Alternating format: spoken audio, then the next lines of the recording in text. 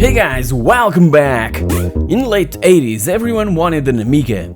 It was the computer that would take home all the fun from the arcades. The 8-bit microcomputers were starting to show their age, and the 16-bit technology was the next big thing.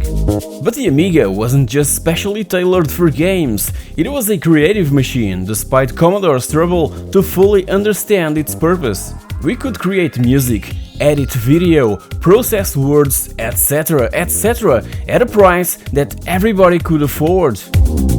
So here's a few fun facts that many of you probably never knew about the Amiga.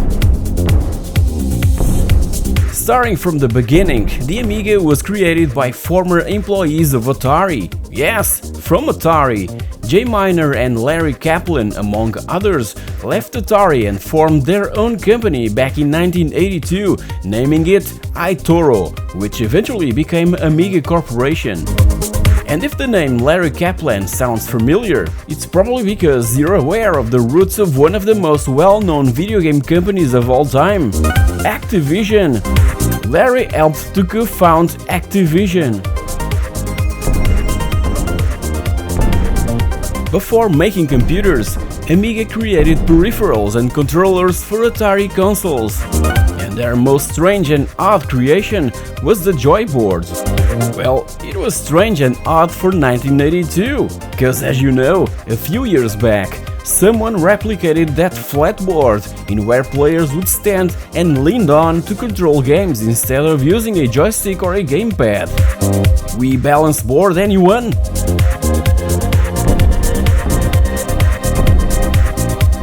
Around 1984, Amiga Corporation was in trouble, financially speaking, and Atari moved forward to help them out with the intention of gaining ownership of the chipset of the Amiga computer being developed at that time. But the deal was off in the last minute, cause Commodore entered the game offering 4 times as much money. And from this move, the Atari ST was born, leading to the 16-bit home computer private war.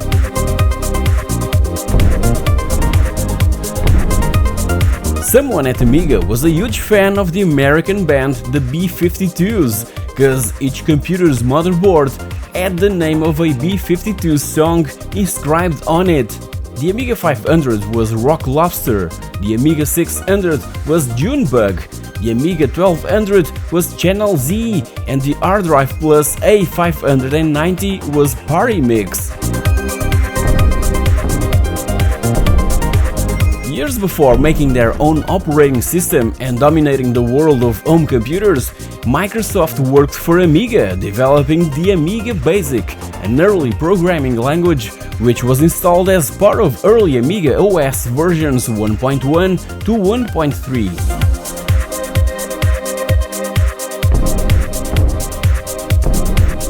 The inside of the Amiga 1000 has the signatures of all the design team members that helped shaping and creating the final product. Even the paw print of Jay Miner's dog is embedded, cause Michi, that's the name of Jay Miner's dog, would always help Jay when he was in doubt with something. Jay would ask something to Michi and he would wave his head, helping Jay on deciding what to do next. So it's more than deserved. 4096 were the available colors that the Amiga 500 offered, usually allowing the display of up to 32 colors on screen at once. This was amazing back in 1987, but when consoles like the SNES arrived in 1991, it started to fall back a notch, cause the SNES had over 32,000 to offer. That's when the Amiga 1200 entered the scene a year later, with its mind-blowing 262,000 colors on screen from a palette of 16.8 million. The Amiga always had a truly loyal fan base. The Amiga community remained active for years to follow after Commodore's bankruptcy back in 1994, with Amiga format magazines staying alive right up to May of 2000 with their final collector's edition issue 136. Needless to say that nowadays there's still tons of awesome stuff being made and released for the Amiga computer.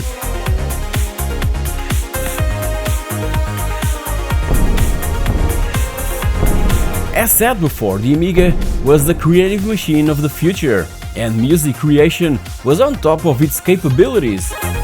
So this chap, Calvin Harris, is such a huge fan of the machine that his 2007 debut album, I Created Disco, includes the hit single Acceptable in the 80s that was made entirely in his own studio using an Amiga 1200. Yeah, that's right, a 15-year-old Amiga 1200. In fact, the whole record was made on his Amiga 1200.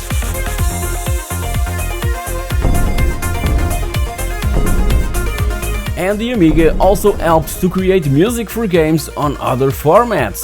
One example comes from the Japanese studio Game Freak that composed the music for Pokemon Gold and Silver on an Amiga before converting it to a format that the Game Boy Color could understand.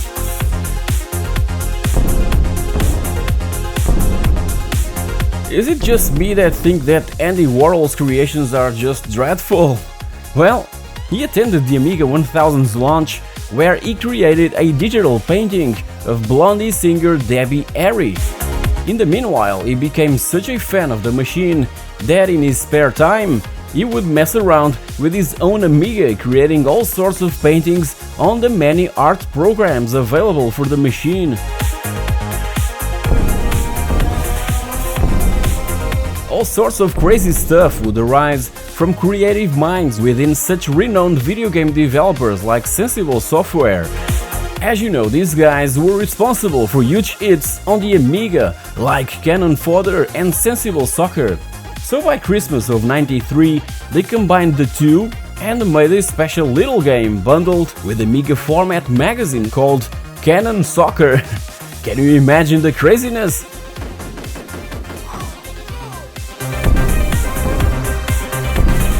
And staying in the soccer or football theme, back in mid-80s, Commodore and Chelsea Football Club agreed on a sponsorship deal worth 1.25 million that in 1987 was the largest sponsorship deal ever in UK football history. As a proof of the durability of the Amiga, back in June of 2015, 19 public schools in the Grand Rapids, Michigan area were still using an Amiga 2000 to control their air conditioning. Over 30 years later, it's still reliable, and replacing it would cost around $2 million. So I bet that they're happy to stick with it. The last officially announced Amiga computer, shortly before Amiga Technologies went bankrupt, was an enhanced A1200 with a CD-ROM drive. It became known as the Amiga Walker because of its odd shape of its case, which looked like a sort of robot dog. Only 2 prototypes were released before the company closed its doors. And the prize to the most delayed game ever goes to Putty Squad. When it was supposed to be released, it ended up mysteriously cancelled right at the last minute. It was already finished and had been sent to magazines for review with scores of 94% and 91%. 19 years later, in 2013, was finally released by System 3, not only for the Amiga, but also for practically all video game systems around that time, like the PlayStation 3, 4, PS Vita, Nintendo DS, Xbox Live Arcade, Windows, etc. Even the Nintendo Switch got its own version, Super Putty Squad. As a reminder, back in 1994, and besides the Amiga, Putty Squad was also being developed and scheduled for release for MS-DOS, for the Mega Drive, and for the Super Nintendo. Only this last one saw the light of day in '94. So guys, here you have it, 16 facts about the Amiga that you probably didn't know. And I truly hope that with this video I have enlightened those more unfamiliar with the Amiga family of home computers. If you've enjoyed this episode, please don't forget to smash that like button, to subscribe to the channel, to leave a comment with more fun facts about the Amiga, and to click on that bell icon so that you're notified when all my future videos become available. Thank you very much for watching, and I'll catch you all in my next video. Cheers!